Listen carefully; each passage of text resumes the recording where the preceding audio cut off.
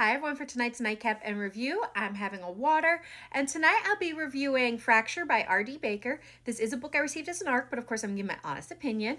These are the tropes, and these are the content warnings. My rating for this book is 4.25. So what's this book about?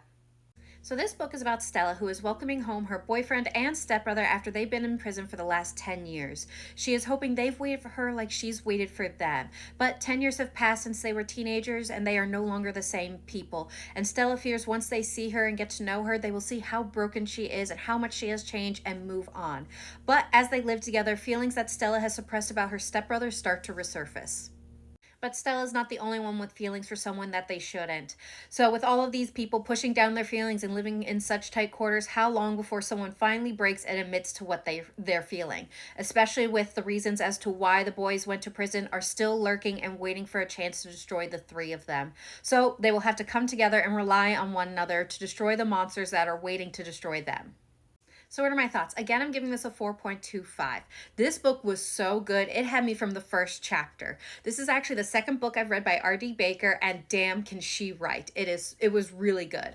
Now, I will say there is spice in this book, and it's good spice, but I personally would not say this is a super spicy book. It is definitely more on the thriller side, at least for me, and it had me on the edge of my seat, especially as you read this book and start to find out what each of the characters have gone through. Dylan, Levi, and Stella, none of them had it easy growing up at all. Like, they all each had horrible childhoods, which is why they're able to bond and why they are such a close unit. But with Stella, the things she has gone through that you find out more and more, oh my God, my heart was just breaking for her. I just wanted to wrap her in a blanket, give her hugs, and keep her safe, and then go out and help Levi and Dylan in whatever they were up to help keep her safe, because my heart was breaking for her. I don't know how she was able to function and go on to be a lawyer and be as amazing as she was, because I don't know how she did it. I'll be honest. I'm trying not to give away spoilers, but she is definitely a character I admire. Now, I will say for those first couple chapters, I was screaming at my book for them to sit down, talk it out, and just admit to their feelings, because no one was subtle. But once it finally happened, oh my God, it was so good. I loved, again, the dynamic between the three of them. But I will say, while this is a wide choose, Stella is not the center of the dynamic as you see in a lot of wide chooses. Dylan and Levi definitely have their own relationship that is separate. And then there's the relationship between the three of them. So I don't know if that falls more under a throuple situation.